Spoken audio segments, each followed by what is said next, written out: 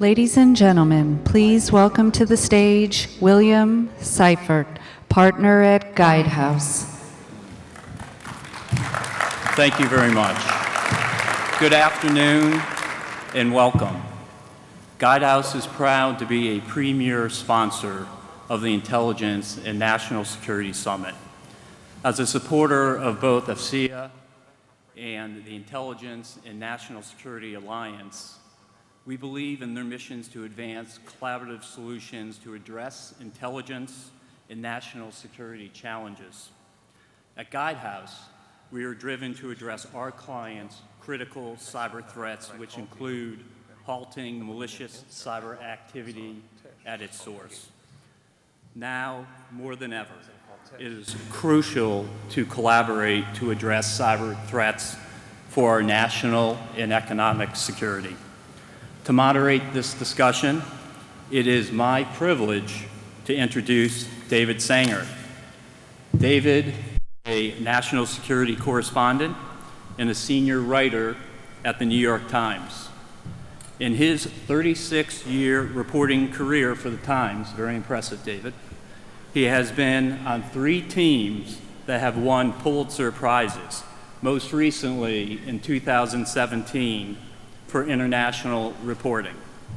His latest book, and it's a good one, The Perfect Weapon: War, Sabotage, and Fear in the Cyber Age, examines the emergence of cyber conflict and how it is changing the nature of global power.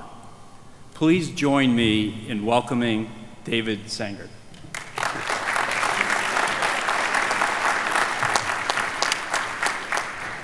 Well, thank you, William. Thank you all for coming here. We're acutely aware that we're the first session after you've come back from lunch, so we'll try to keep you awake and lively as well as we can. We have a terrific group for this discussion today. To my immediate left, your right, is General Stephen Fogarty, the Commanding General of the United States Army Cyber Command.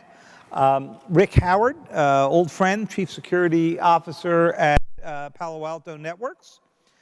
Jeanette Manfra, the Assistant Director for Cybersecurity at the Department of Homeland Security, and of course at its still relatively new agency, CISA.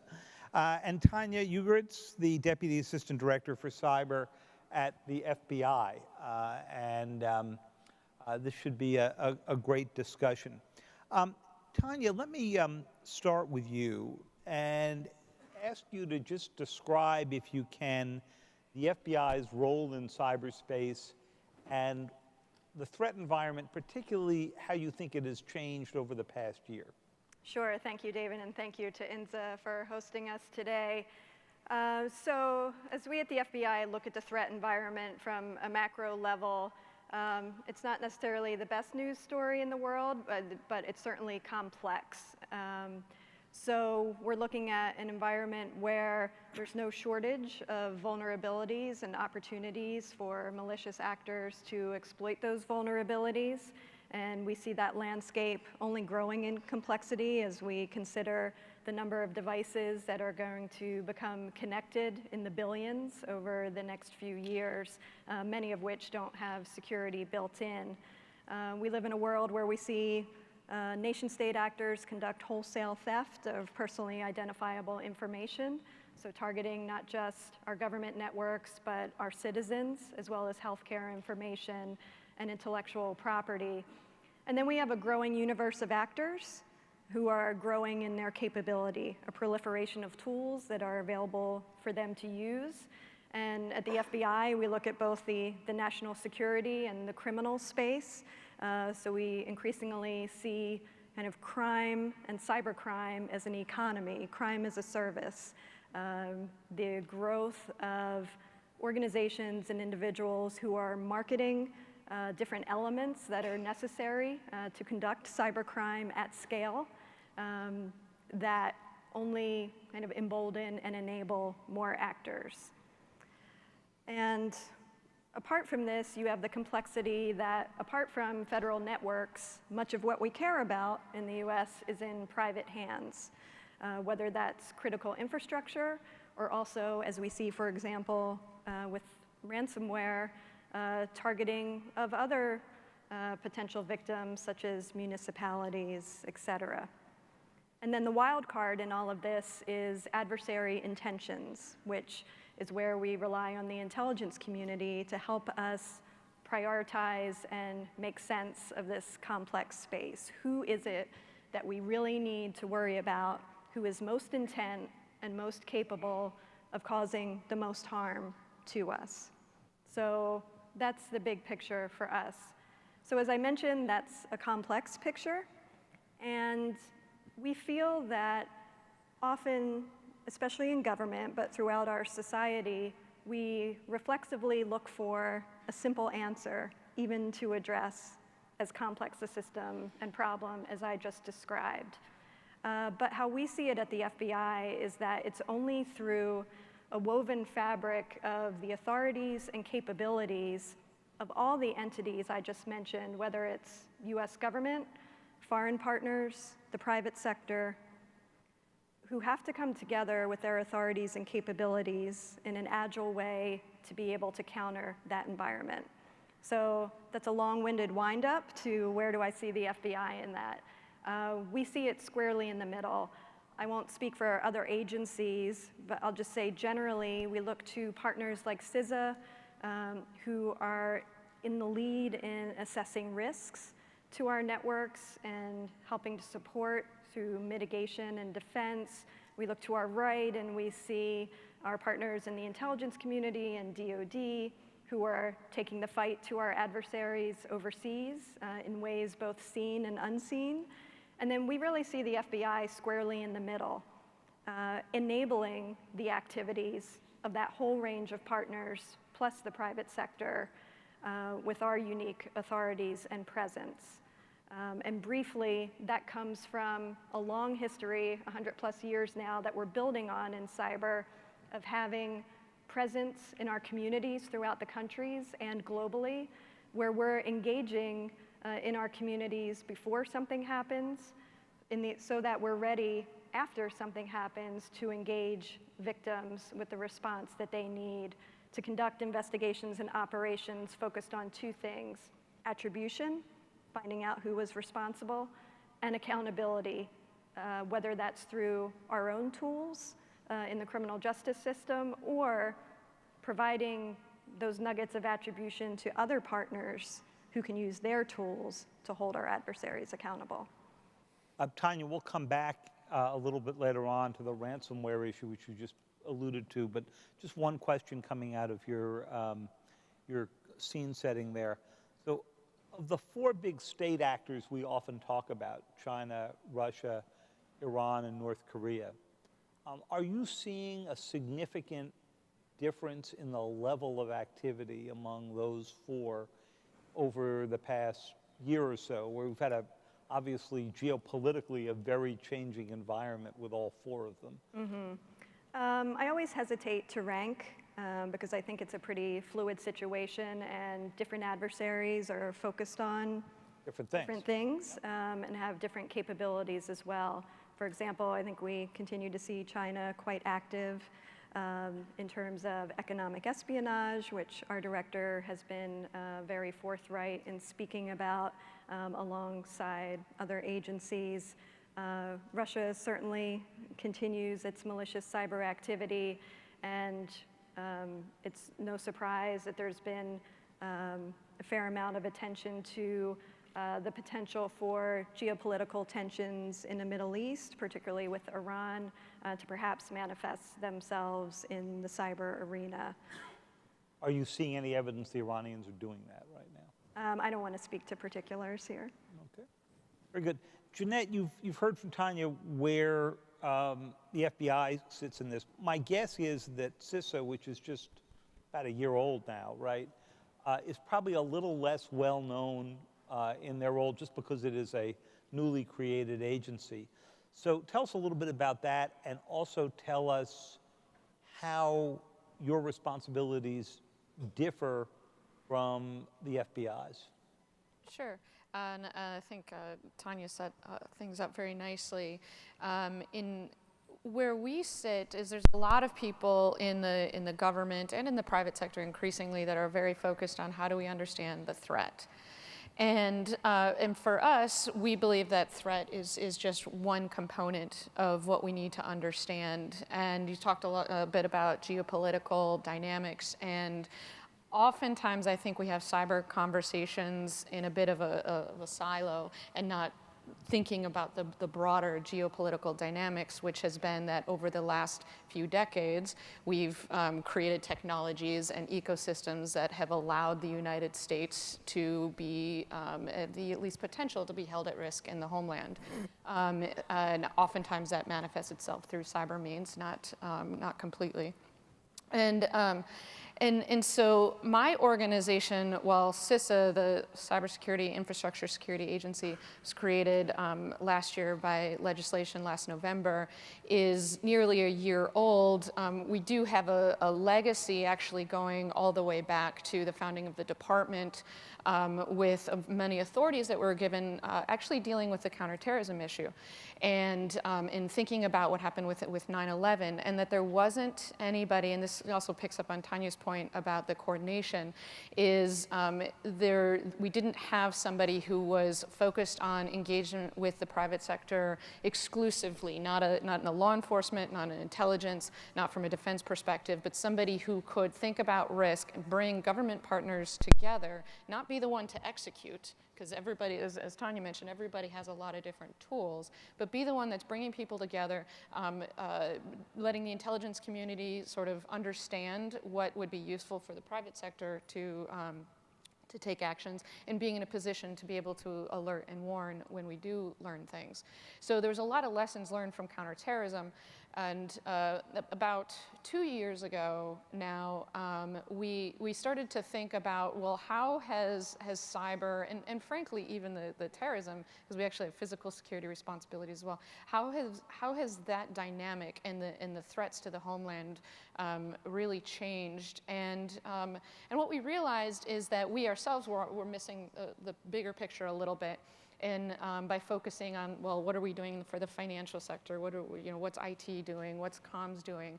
And really, adversaries, what they want to do is hold functions of our society at risk. And we learned this through elections. We've learned this through energy engagements. It's not. And the interconnectedness, of course, makes it even sometimes easier. So if they want to, have a situation where we have a loss of public confidence in our financial markets, there's ways that you can affect that outcome potentially. If they want to take out our ability to generate electricity, there's ways that you could contemplate going about that. But it can't be just a conversation with the utility owners or the global capital market banks. You have to have the service providers in the conversation. You have to have the broader internet ecosystem owners and operators in the conversation. And so we've switched to a functional approach. And we released our national critical functions, the first time we've ever done this in April, I believe it was. And what we're looking there is that's really the foundation of what we believe we are, is understanding what is the risk to the country, help inform the threat with information that we're able to gather, help drive and ask questions of those who collect on the threat to better understand the risk, but also to understand vulnerabilities, and really importantly, understand the consequence. If you have a very capable actor who has an intent and there's a vulnerability, but the consequence isn't a big deal, well, then we have a way to mitigate this. If you have a very significant consequence, but nobody's looking to see if there's any actor who can actually affect that consequence, then we should probably be pivoting resources to be looking at, is it a potential? And it's really forcing, I think, not just us, but all of government to think very, very differently, whether you're in the intelligence community or those of us here on the stage, about the role of government and the private sector and the federal government and state and locals, the US and our partners, in having much more open conversations about what do we know, what do you know, and how do we share that information in not just here's some IOCs please, good luck. It's really getting into much more contextual conversations. I think we think that Russia might be doing this. Actually, I don't even know if it's Russia, but we think that somebody's trying to do this here to your systems. Are you in the private sector willing to share what could be happening there back with us, back with NSA, FBI, DoD, all the different components coming together? And so that's where we see that we're sitting is we're not the ones that are going to have every single tool to solve all these problems, but we're positioned to be that kind of risk advisor to understand how is the Homeland at risk and what can we do about it? What are the levers that we can pull? Who has those levers? And how do we take actions? So that's where we're really focused, and these national critical functions are really the core of what's going to drive us and prioritize. And we've had a really great partnership across all of government, frankly, in thinking a little bit differently about the U.S. is a target. How do we orient ourselves to drive down that risk? I'm glad you mentioned that. And when you said before that it's different than just handing people the IOCs, the indications of compromise, and say good luck, there was a bit of that going on for a number of years. And usually companies would say to me when they got those warnings, which either came out of DHS or FBI, they'd say, well, this is great. We saw this 4 months ago and dealt with it, which takes me to Rick, because one of the big changes, it strikes me, has been the creation of the Cyber Threat Alliance, so that this sharing is much more of a two-way thing. You're going to see things that Jeanette or Tonya may not see first, or you'll see them from a different angle. So tell us a little bit about how that works, and a little bit about how it's got to speed up, because it's still a pretty manual process, it strikes me. Yeah, it's definitely from the government side too, I would say. But before I answer that question, let me plug your book for a second. Before I read David's book, if you had asked me what is the single book I'd want you to read if you were starting from scratch or you need to have under your belt, I would have said Clifford Stoll's Cuckoo's Egg book, right? How many people have read Cuckoo's Egg? Okay, the rest of you got homework to do. You should still read that book, right? After I read David's book, it's David's book, Perfect Weapon, right? And we know most of the things he talks about in there, but we don't really understand it until you read his book. And the big takeaway I have from it is we've been in a continuous low-level cyber conflict since 2010, and we're just now starting to get our hands around it. So a plug. I did not pay Rick for any of this. He's Yeah, totally I didn't know we were paying me supposed to money. suck Yeah, up he's to the totally moderator, paying me money. for the record. I also want to plug David. I'll give you a cut of the check. All right, from the commercial perspective, David is right, all right? The thing that the commercial world has realized is that the adversaries have automated their attacks. And what most of us have done in the commercial space and in the government space, we're still trying to deal with that manually, okay? If you have an information sharing program, you're sending that around in spreadsheets and in email, and if your organization has the time to even consume those things, you may get around to it in weeks to months to never, right? So what we've decided to do in the cybersecurity vendor community is to automate the threat information sharing, right, between security vendors. And here's the reason, right? Every security vendor out there worth its salt is a giant intelligence collection engine. Palo Alto Networks has 70,000 customers, all with 10 to 200 devices deployed in their networks, okay? We can deliver prevention controls automatically to those devices because they're our customers. The threat intelligence team at Palo Alto Networks works for me, Unit 42. How many people have heard of Unit 42? Man, marketing really sucks for us, all right? So, all right. Totally free intelligence if you want it, right? But when they discover something new, all right, we can convert that into multiple prevention controls for our product set, down the intrusion kill chain, and deliver it to those 70,000 customers in about 5 minutes. 5 minutes. That is amazing capability. All the members of the Cyber Threat Alliance, and now there's 26 of us in there, they all have similar capability. Ours is better, but that's the best joke I have. If you guys are not laughing now, okay, this is going to be a long panel, all right? They all have similar capabilities, so when we share some new thing with the Cyber Threat Alliance, we are putting prevention controls around the planet in minutes to hours, right? And what is not happening from the government side is trusting that system, All right, so they can, if we got information from lots of governments around the world, say, hey, we saw this thing and it's very damaging. If you just got it into the Cyber Threat Alliance, I'm looking your way, all right, we could get the prevention controls and protect almost everybody on the planet very quickly, all right? So we have to fix that going forward. We're going to let you guys defend yourselves in just a minute. I understand the reasons why we can't, but We'll get to that in a sec. So, General Fogarty, of course, before you were in your current role and you succeeded General Nakasone, who we'll be hearing from later this afternoon, you were at Cyber Command as well. And so you come at this from a bit of a different perspective. And the phrase we have heard since your concept of operations changed, just as Admiral Rogers was leaving office, was persistent engagement, which is perceived by most people as being largely overseas in the networks of adversaries so that you can see a threat gathering before it's delivered, before Rick sees it show up in the Cyber Threat Alliance's networks, presumably before Jeanette and Tonya see them as well. Tell us how this works day to day. What's this look like?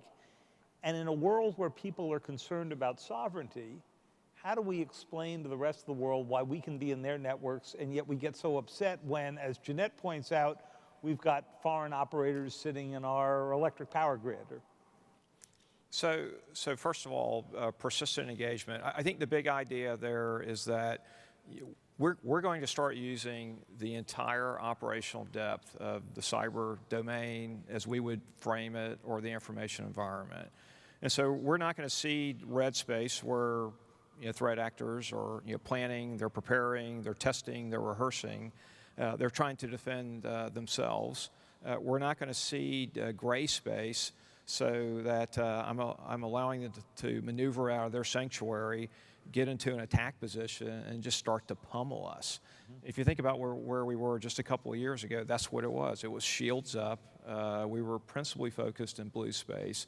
And we're trying to shoot the arrows or block the arrows from penetrating us. And I think Tonya said it well. I mean, the volume, the velocity, the variety of the threat, it just continues to improve. Rick said they've automated this.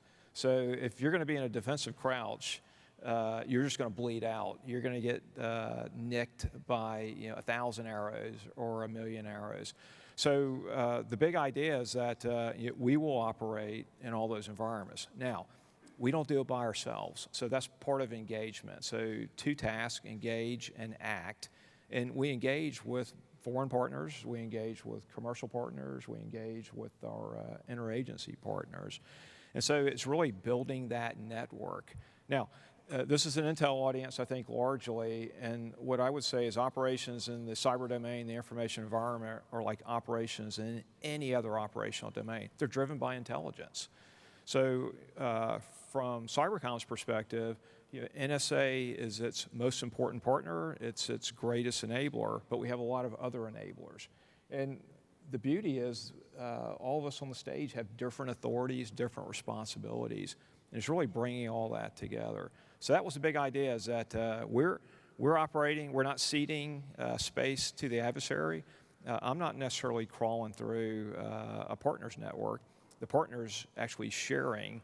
I'm sharing with them to enable them to defend better, to detect, to identify, to share back with me. I wasn't suggesting you were in a partner's network. I was suggesting you were in an adversary's network. Absolutely, as we should be. Right. So coming out of, one question on this, so coming out of a 2016 experience, what I was struck in doing the reporting on the book was the number of people in Cyber Command, NSA, certainly at DHS and FBI, who were saying that the reason we were taken by surprise wasn't that we had our radars off. It wasn't a Pearl Harbor kind of situation. It was that we hadn't built the radar to be able to actually see it.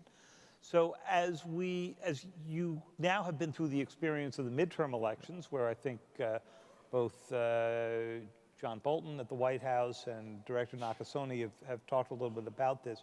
Are you persuaded now that we've at least built the radar network, that we would see that kind of activity again, both on the cyber side and on the information warfare side? Yeah, so I think the most important part of my response is we had the radar, it just wasn't tuned optimally. So if you're focused on the cyber domain, which is a subset of the information environment, then you're going to miss a lot of things. They're just going to fly right through your radar screen because you just haven't tuned it to detect that. Can you give us an example operationally from 2016 of? Yeah, I think, frankly, we weren't camped out on social media. We certainly weren't looking domestically. I don't think we were probably partnered as well as we should have been. And so I think the lesson learned there is, first of all, you better open your aperture. You better look at your partners, understand what their capabilities and limitations are, and then you better build sustainable mechanisms that allow you to partner effectively. And as Rick said, I think what we're finding is you got to automate as much as possible because we still put a lot of human sweat equity against problems that I think, I go back to when we were really sucking in a tremendous amount of SIGINT in Iraq and Afghanistan. And I would go to then General Alexander and say, sorry, I need more linguists. He said, you actually need to ask better questions. And we're going to give you tools that are going to allow you to do that. And so information is not falling on the floor. It's being collected. You can access it, but you better know the question that you have to ask. I don't think there's an issue. And that will allow you to access it. I don't think there's an issue of recognizing that adversaries are conducting influence operations. We all get that now. The question is, do we have a way to counter them, right? I don't see that. Are we working on that? Yeah, well, again, I think that's the partnership. So it's a combination of law enforcement. It's a combination of working with our foreign partners. But the other thing is, I think we've got to be very careful about this idea that it's cyber v. cyber. You've got to look at the entire range of options that a nation state has at its disposal. So you can impose sanctions. So you can hurt them in the pocketbook. You can prevent actors from traveling internationally. So I think two things. Sometimes we can narrowly define the roles, and that will limit our ability to see the problem, and then it will limit the amount of tools we have to apply against the problem. But I don't see this as just a cyber problem or a cyber response to the problem. I think we have to be much more sophisticated than that. We'll come back at that in a moment, but in the General's answer about 2016, and of course, Tonya and Jeanette, you're both intently focused on 2020. And Tonya, I think you and I were at an event earlier in the summer where everybody agreed that whatever it is the Russians and other actors are going to do in 2020, the one thing for sure is they're not going to follow the same playbook they followed in 2016. So tell us a little bit about what you're doing to begin to think out ahead to what kind of vectors of attack you think you might see and how you would get ahead of it, ahead of the election, both on the social media information warfare side and on the election manipulation side. I don't know which of you wants to take that first. So I think this issue is one of the great areas of growth for probably the government and how government works with the private sector. In the time I've been working cyber, as you would hope, we learn and we get better in response to everything we experience, and we have very much seen that since 2016. I don't know if the issue then was so much that our radar wasn't on, but the nature of these problems requires a coming together of what have traditionally been quite separate areas of responsibility. So I'll speak just specifically for the FBI. The issues of foreign influence traditionally are handled as a counterintelligence issue, looking at how foreign intelligence services are trying to to conduct their influence activities, whereas the cyber-related intrusion activity is looked at as a cyber investigative and an intelligence manner. And that was not only the case for the FBI, but multiply that really in different ways across the government, including focus on functional issues like cyber and then regional adversaries like Russia. So the key gap is, where does all of that knowledge come together? What I'm looking at, what my counterintelligence colleagues are looking at, what the Russia experts are looking at, and marry that up with what insight the private sector has. So I think the great growth since 2016 has been in building those structures and communication networks and capabilities where we are now having that conversation all the time.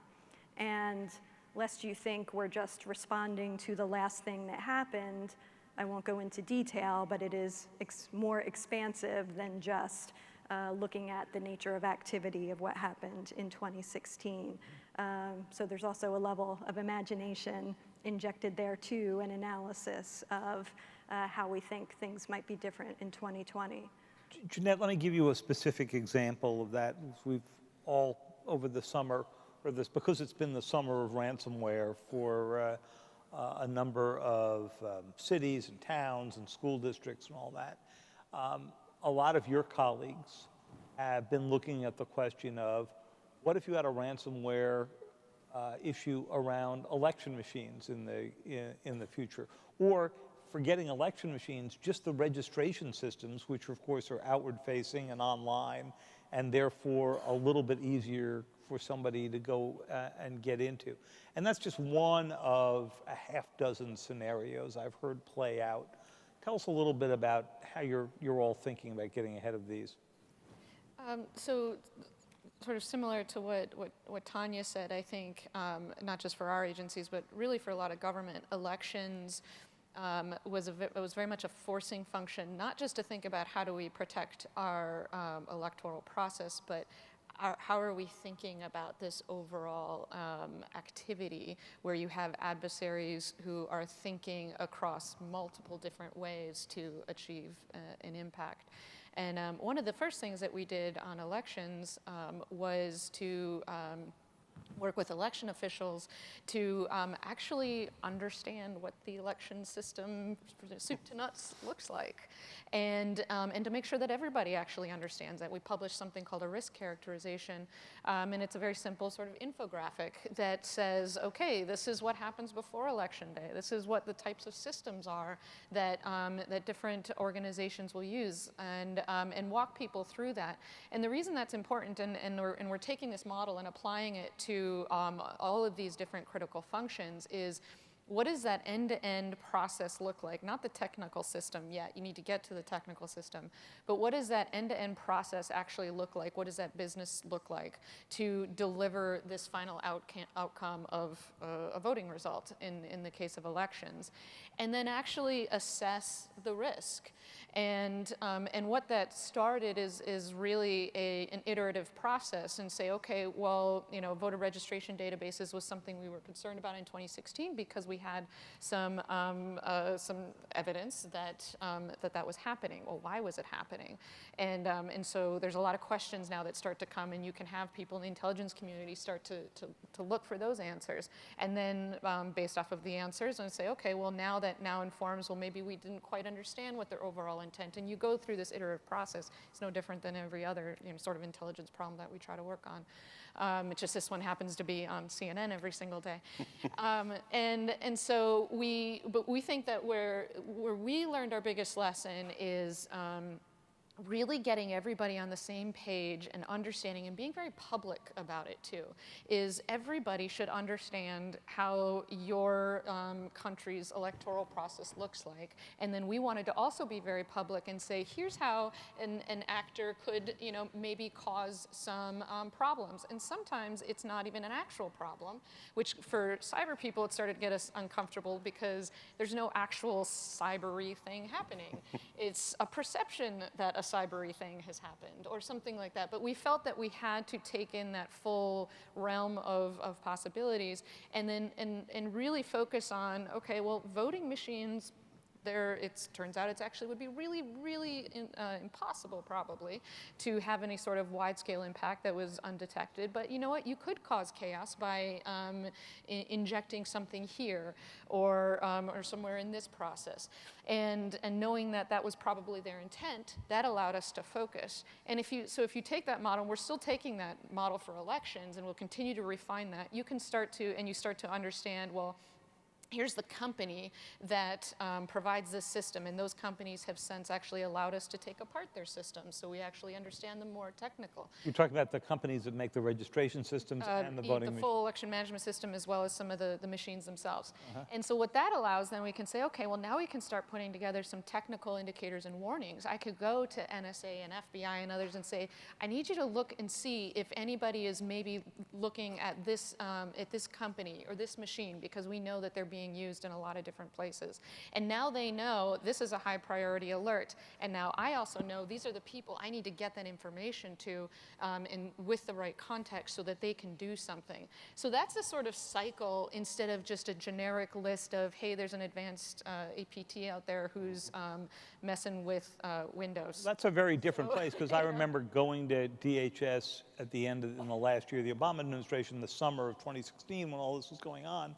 And they had secretaries of state who wouldn't return their phone calls because they were afraid the federal government was taking over the That was the one thing they were unified on. They were very unified on that.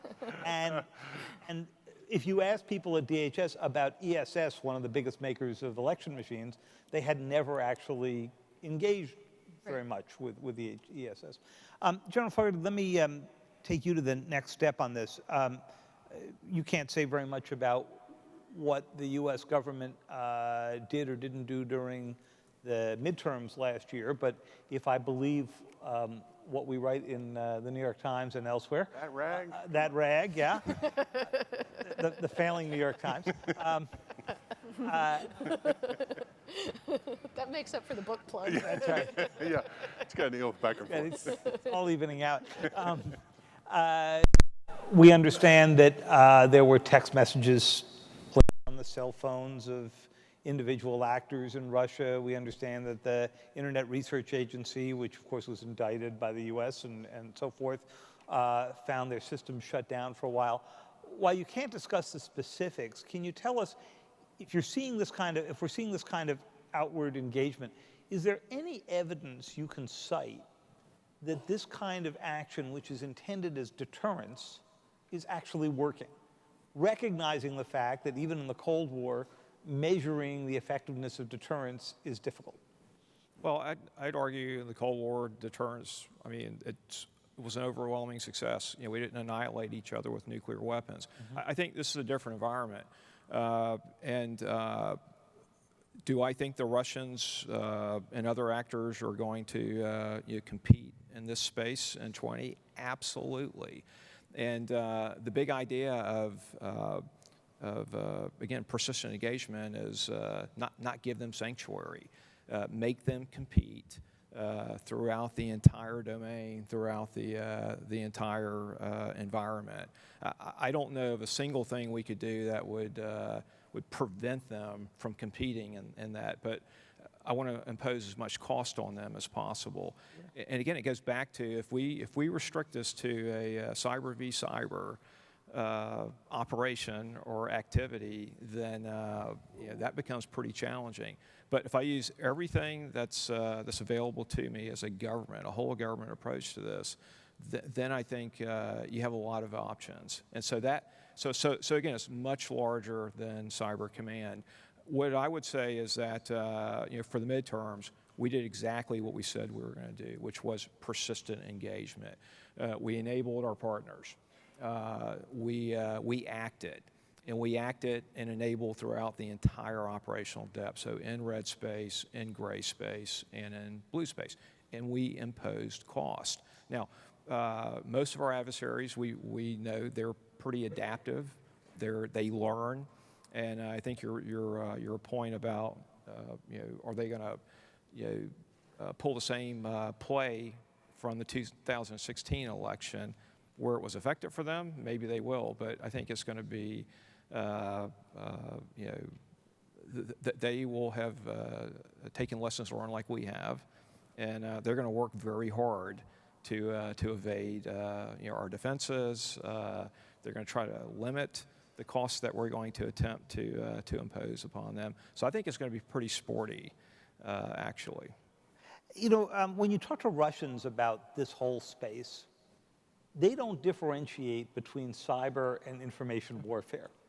And when you just read the Gerasimov Doctrine, when you read all of the rest of their materials, they don't.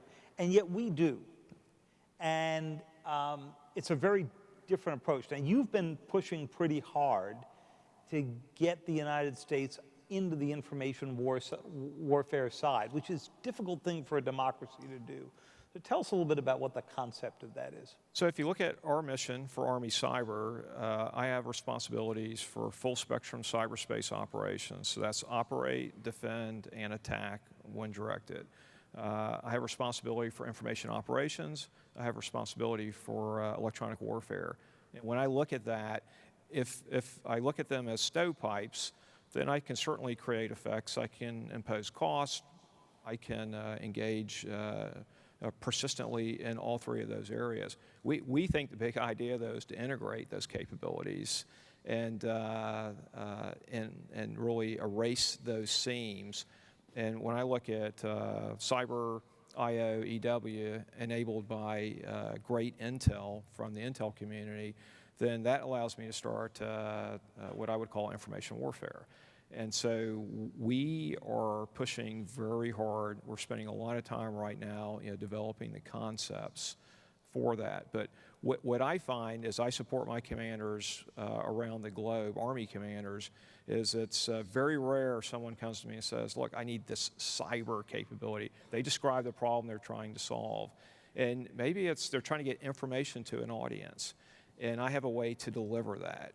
But I would argue that it's a cyber delivery is probably an information operation that I'm conducting. Can you imagine the United States openly saying that it conducts information operations? I think we should, absolutely. So if you look at the idea of persistent engagement, where I'm contesting, that creates, first of all, it's an operation. I think that creates an idea that we are not going to just get pummeled without imposing cost on the adversary. And it could be kind of your traditional range of adversaries all the way down to criminals. And again, I think what we found, whether it's criminals or it's nation states, our partnership with FBI, with industry, is what has allowed us to get after this in a very different way than we did in 2016. So I think that's an important part of this, because sometimes it's, hey, look, the adversaries are 10 foot tall. They're kind of having their way with us. And what I would tell you is, as they've learned and adapted, they've developed capabilities. We've done the same thing. And but it is a very competitive space. Well, Rick, you've made the point that if you use the MITRE attack framework, you've got maybe 50 groups, maybe 250 techniques. Mm-hmm. That doesn't sound like a huge universe for General Fogarty or for DHS and FBI to be dealing with. Yeah, it's like you said, it sounds really big because the bad guys have automated their attacks. But the members of the Cyber Threat Alliance, like I said, 26 security vendors, believe that there are no more than 100 active cyber operations going on any given day, right? Only 100. Half of us thinks it's less than 50, right? If you go by the MITRE attack standard, these folks went out and captured every technique and tactic and procedure that bad guys use, and most people think there's a bazillion. They've only collected 250. All right, so if there's 50 adversary groups operating every day and they can only do 250 things, that's a math problem that I can even solve. I think I can do that in a spreadsheet, right? And the trick to all this is to automate it. But here's the problem, and it goes to what you were talking about, information operations. We forget that the spectrum of information operations, there's a defensive component, right? And the reason that we're talking about the election infrastructure is because the cities and the counties and the states run it, and they have no resources to defend themselves. Most of those folks have 2 guys and a dog in the back room that, they run the printer, they run the firewall, and they get coffee in the morning, right? They have no capability to do anything, right? And it's the reason that ransomware has been so successful against them. If you look, I think there's been over 250 successful ransomware attacks against city, counties, and states in the last, say, 5 years. Most of those leaders have elected to pay the ransom because they don't have the resources to prevent it from happening in the first place or to install backup systems so they won't be affected by it. So they pay the ransom, and so the bad guys have said, oh, that's gonna be a work. I just have to keep hitting the cities because they're gonna pay it, right? We have to find a way as a nation to provide those cities, counties, and states resources, okay, to prevent these kinds of things from happening. I want to take this moment just to remind everybody to send in your questions because we'll be taking some questions from all of you, which will be magically appearing, we hope, on my little iPad here. Jeanette, come back at Rick's point before that some of what's seen in the private sector isn't immediately trusted and acted on by the U.S. government. Tonya, you as well. In other words, how two-way is this sharing operation? Well, so I would say there's not full trust both ways, and I would also try not to lump up every type of information under a broad information sharing umbrella and say that the same sort of criticism applies to all of those. I think that you talked about the radar and stuff, which I love because I've been on a bit of a soapbox, is that it's not just the radar of our intelligence community that we need to develop, it's the radar for how we alert the public and the private sector to take action. And frankly, they also have a radar for alerting us, and how do we kind of coordinate that? When we were first developing our automated indicator sharing system, everybody sort of went into it with this, well, it's cyber, so we have to do, they use different terms, machine speed, cyber speed, super fast, and real time. And if we just find a way to automate indicators, we'll get rid of all of this noise that everybody has to deal with, and we can focus on the really hard problems. But if you think about it, if I'm delivering a feed, which we are now, we deliver these, these automated indicator sharing feeds to hundreds of organizations.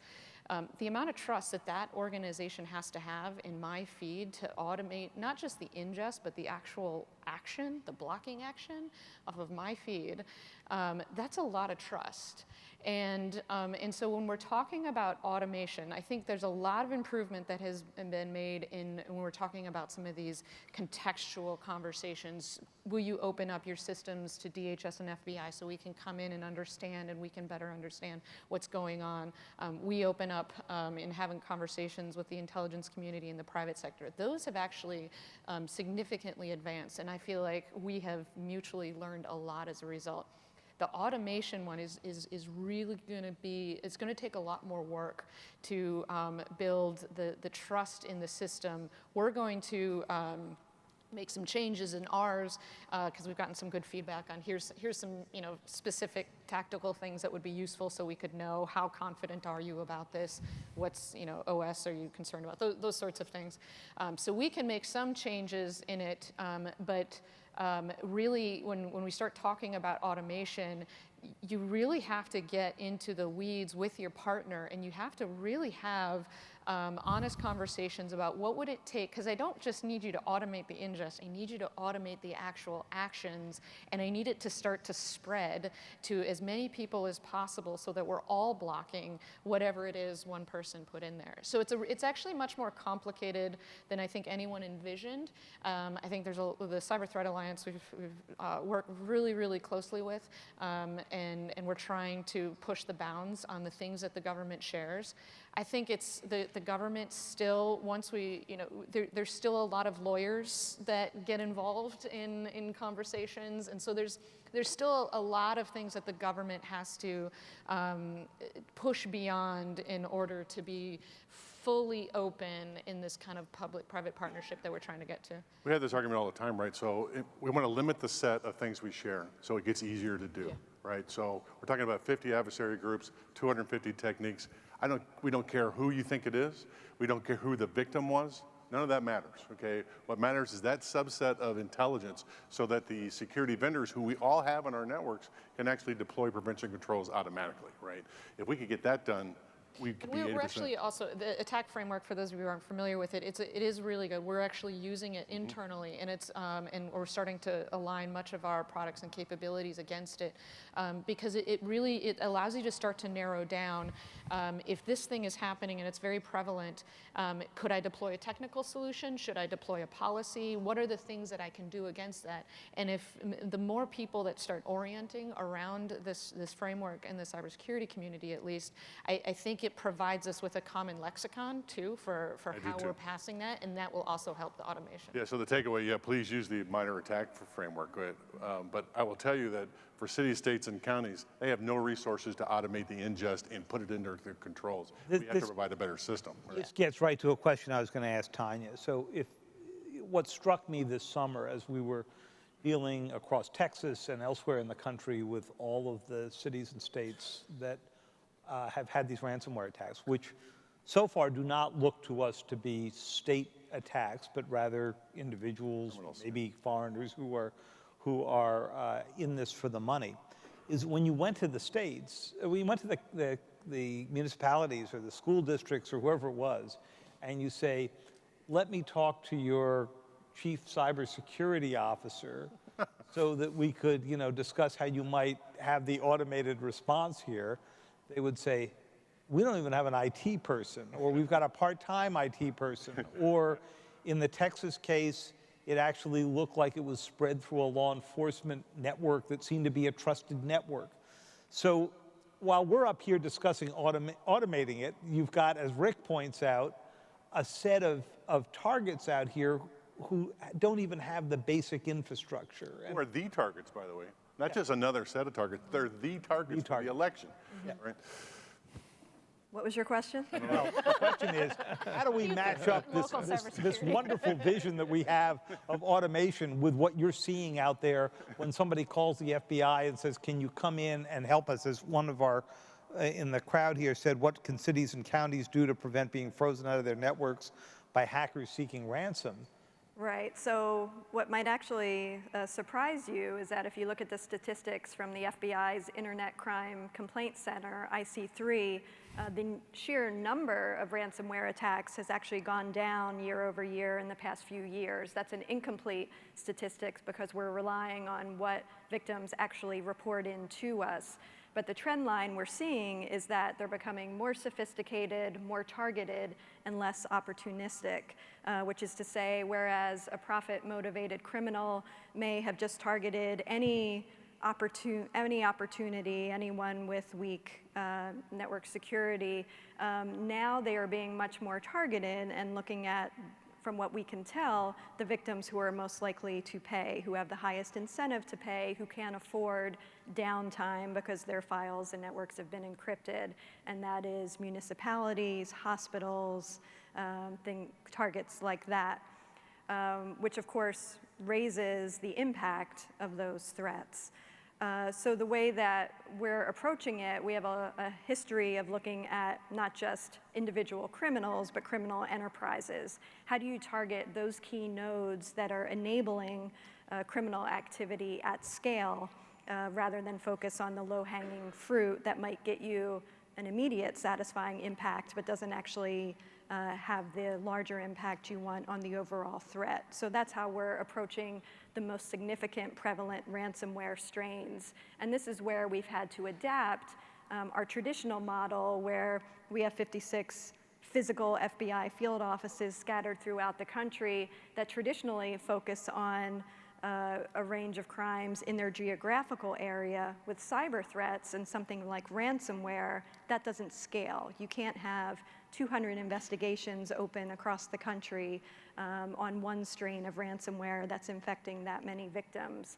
So what we do is we designate a single field office that is the subject matter expert and the lead in investigating and finding those responsible for those most virulent, prevalent strains, and then the individual offices are responding to victims in their geographic AORs, all of the intelligence and information feeds up into that main office, and with support from headquarters, liaising with other partners in the intelligence community, that's how we identify what's responsible, and then sequence actions among us, which could be with our partners here, it could be with foreign law enforcement, it could be with the private sector owners of the infrastructure, or perhaps even the Bitcoin wallets that the adversaries are using, and we look at what sequence of actions is most likely to disrupt and take down this activity. Tonya, do this by example if you can. I understand it's ongoing, so you'll be limited, but in the Texas case that you've seen, there seemed to be a single strain that you saw here, although it was a strain that we'd only seen since April. So tell us how you dealt with that. So I'll tell you about an example I can talk about in more detail, which is resolved, which is the SamSam ransomware, which from 2015 to 2018 infected hundreds of victims worldwide, and it's exactly that type of victim that I mentioned. The city of Atlanta was one that got perhaps the most press because the amount it cost them to remediate far outstripped the ransom that was being charged. And let me just, can I take an aside here? I keep seeing in the press that there's confusion over what the FBI's position is over paying ransom, so let me be unequivocal. We do not recommend paying the ransom. You don't know who the money's going to, you don't know what type of additional criminal activity it might fund. There's no guarantee you'll get your files decrypted, and it encourages this activity. You saw a town in Florida announce publicly that they were paying the ransomware, and you saw in Baltimore they didn't pay it, and they're up at $18 million and climbing far in excess of, as you say, what the ransom was. Yes. So I mean, while I hear the FBI warning, I would say the economic signal may be running in the other direction. It is, but hopefully that's a signal. It's highly regrettable for those municipalities and other victims who have faced that very difficult position. But that is also a signal with regards to defenses, which was part of your original question, in terms of making sure you're maintaining offline backups so that your backups that you're creating of your networks are not connected to your system, and those can't be encrypted as well. And for municipalities, corporations, other organizations, educating the workforce on the common ways in which ransomware is enabled through spear phishing and other means, to educate them to help prevent those types of infections. And then coming back to your question about how we organize around it, so in that SamSam case I mentioned that had such a global impact, we had the individual offices responding to particular victims. We're collecting evidence, we're trying to gain those nuggets that help us identify how the ransomware is working and who is responsible. There were foreign victims as well, so we're also using our overseas cyber legal attaches to, through foreign governments, engage with those victims. Long story short, all of that information comes together, and then we turn to our partners to help us with the puzzle.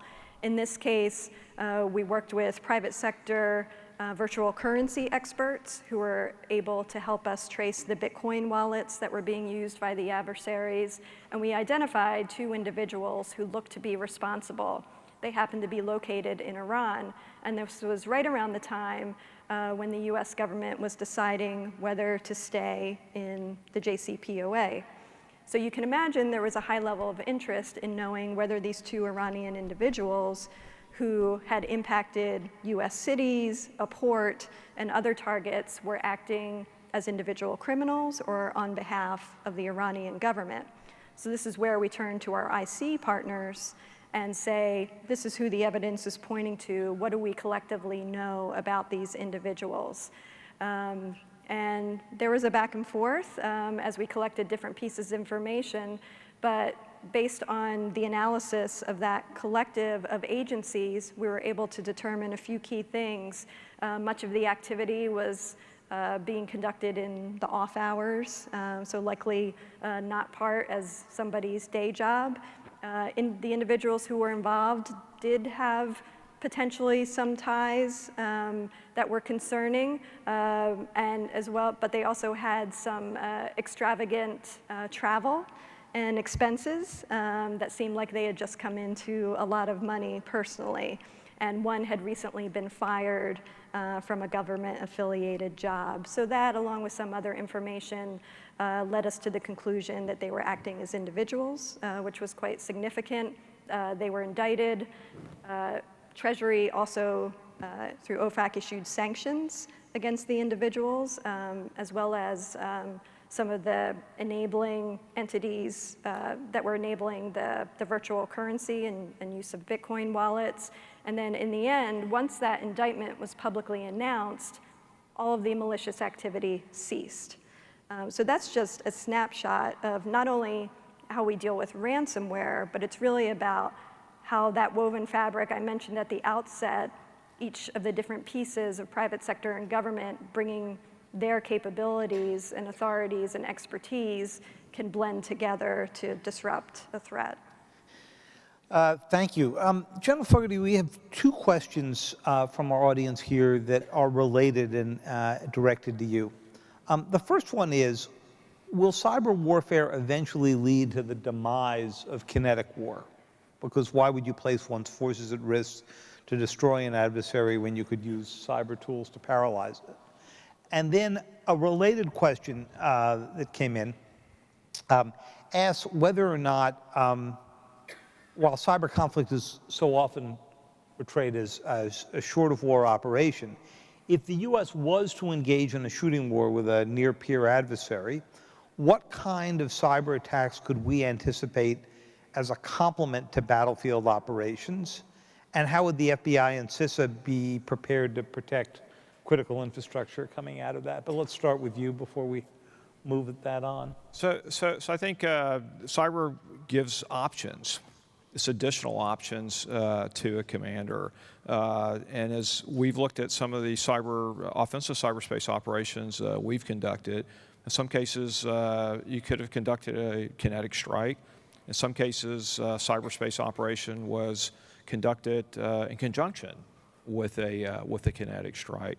But my responsibility is to provide my commanders that I support the full range of options, and then make recommendations on how to best integrate the capabilities that I provide, in some cases very unique capabilities, to complement what they're trying to accomplish.